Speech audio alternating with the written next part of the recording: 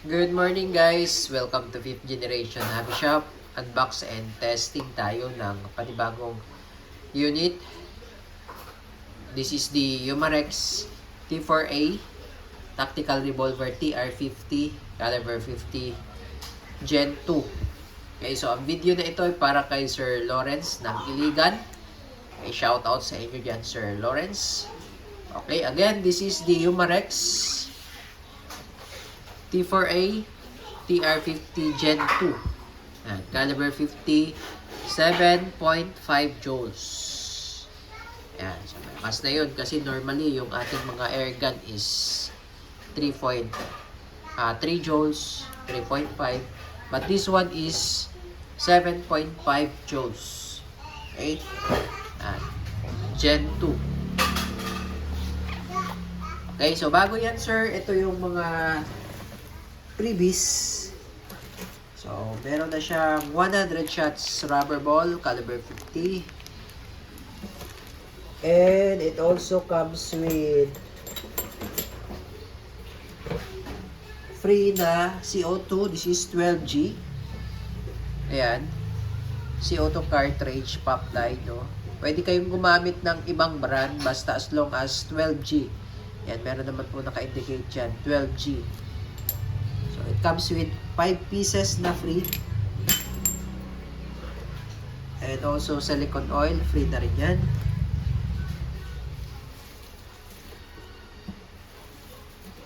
So, ito yung paper ball.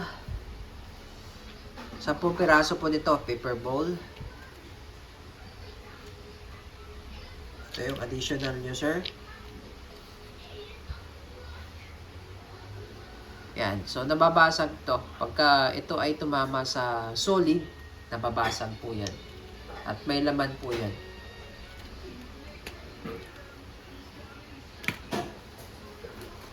And this is the Sure Strike. Ay, sorry. This is the Devastator. Yan. Caliber 50 din siya. Ito po ay plastic yung nakabalot sa kanya, and then yung nasa gitna ay aluminum ball. So itong bala na ito ay hindi reusable kasi pag ito ay tumama sa solid, nababasag na yung plastic. Pero kagandahan ng bala na ito, yung lipad, yung flight ng bala mas accurate. Kasi may mga ano po yan may groove yan. Ayan. O, Devastator. And ito naman po yung Sure Strike. Mas matigas naman po yung nakabalot sa aluminum ball. Yan. Mas solid yung nakabalot sa kanya.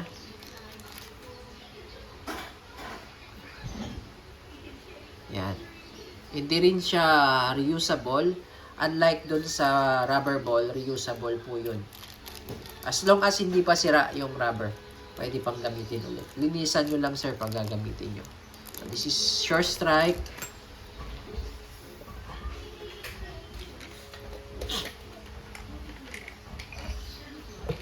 And ito yung rubber ball. Yan.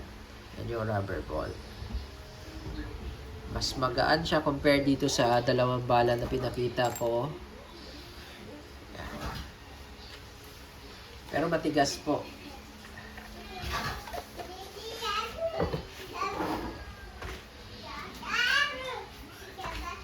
Okay, compare po natin sa bala ng 4.5 mm. So ito yung 4.5 mm na steel ball. Yan, usually ginagamit sa Glock 17 air gun, Glock 19, Beretta. And this is the caliber 50 na ginagamit natin ngayon dito sa T4A. So, diba, laki na difference sa size.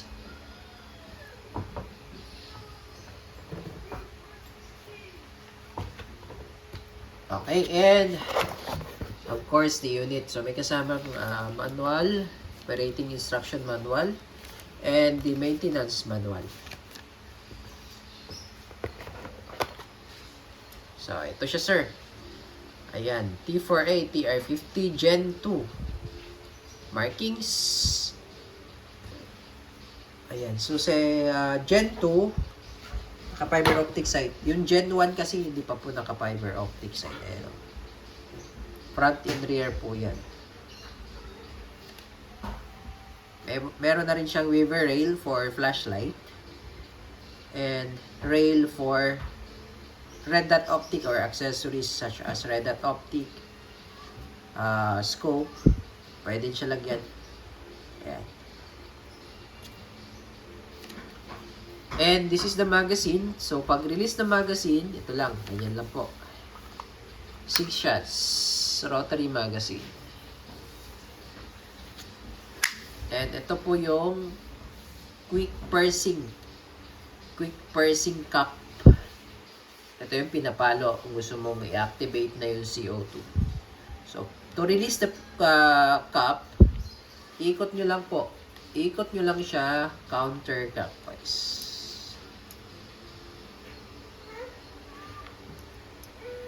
Yan.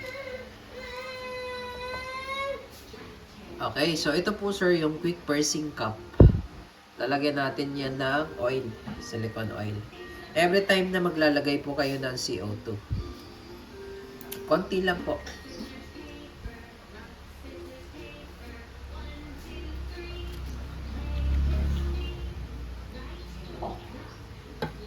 Okay, and this is the CO2 12G.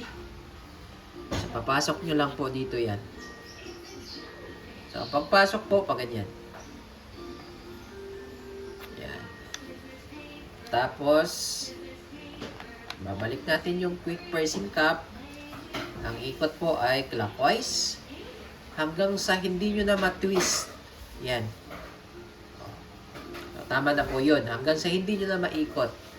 Pero, once na nilagay nyo na siya dyan, nung nilagay na po yung CO2, hindi pa po yan hindi pa po butas yung CO2 niyan hanggang sa hindi nyo ito papaluin.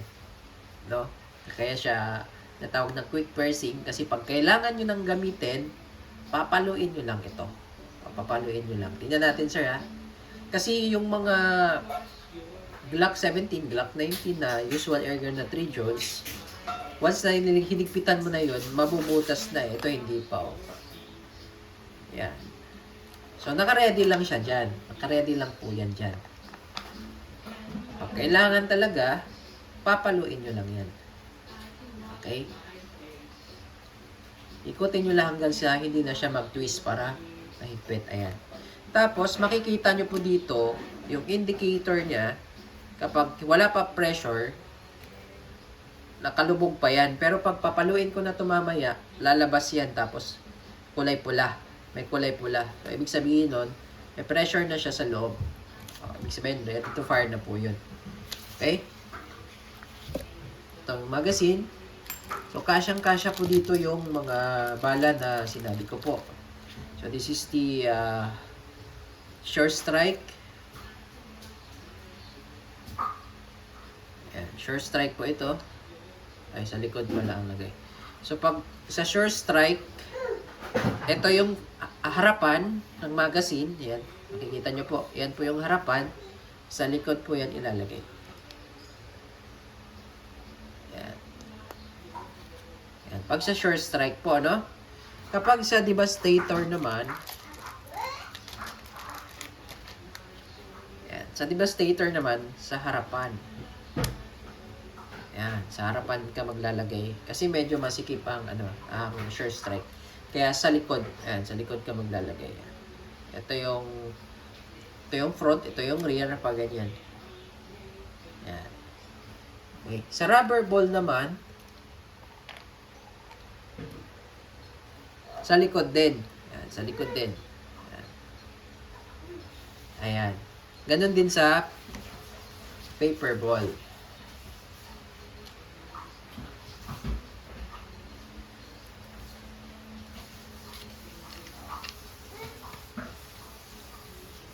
Yan, sa paper ball, sa likod din. Yan, okay. Pero yung gagamitin lang natin ngayon na pang test is the rubber ball. Okay, kasi sayang yung mga to eh. Hindi kasi ito reusable. Yung rubber ball lang muna ang gagamitin natin. Okay? So, tinuro ko lang sa inyo yung paglo-load. Okay.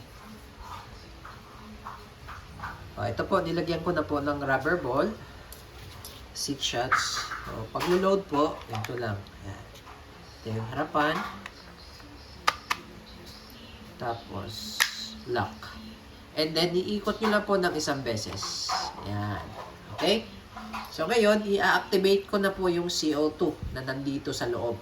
So, halimbawa, kailangan nyo nang gamitin, papaluin nyo lang po ito. And then, may lalabas po dyan, yung indicator pin na nag-i-indicate na yan ay ready to fire na. Okay? So, ayan. So, papaluin ko lang po. Ayan. So, makikita nyo po, lumabas na siya. Kulay red. And it's ready to fire. Ngayon po, pag pinalo yung quick pressing cap, kailangan po gamitin siya.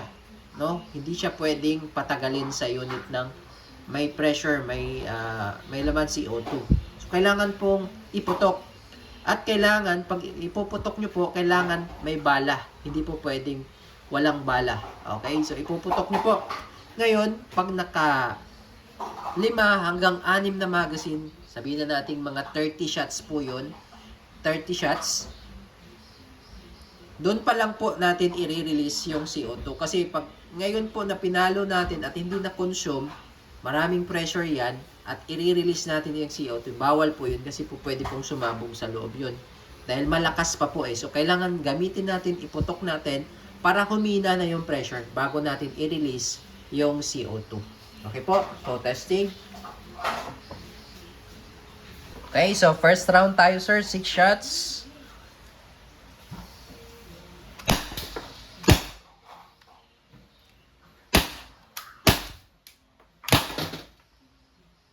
Lumagpas. Tumagos. Okay, so 6 shots po yan, sir. Okay, so naka-6 na tayo.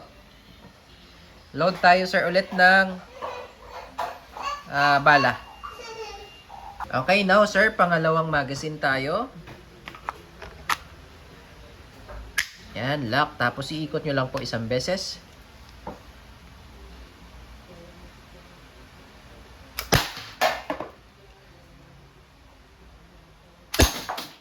Lakas. Okay.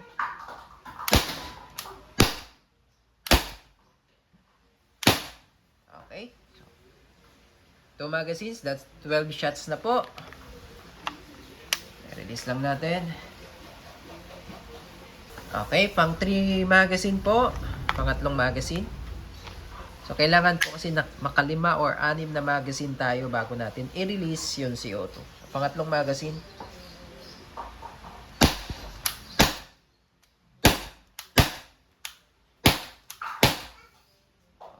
Ang laki ng tama, sir. Oh. Caliber 50 ba naman yan? Ayan. So, nakatatlong magazine tayo. Okay, pang-4 na magazine po. Load.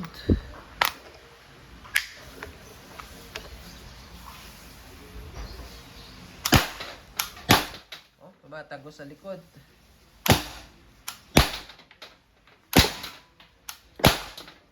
Okay, naka-6 na tayo. 6 shots pala. So, pang-4 na magazine yun, no? Okay, pang-5 magazine naman tayo. Okay, pang-5 magazine po.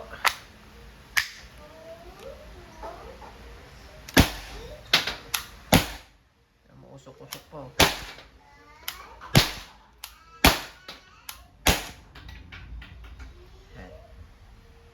Medyo malakas pa siya, no? Pang-5 magazine na tayo. So, then pang-6, doon na natin siya i-release. Okay, pang-6 na magazine po tayo.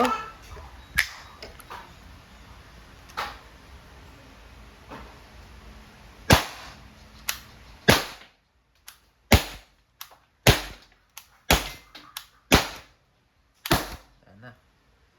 Okay. So, ayan, oh. Tad-tad. Laki ng butas.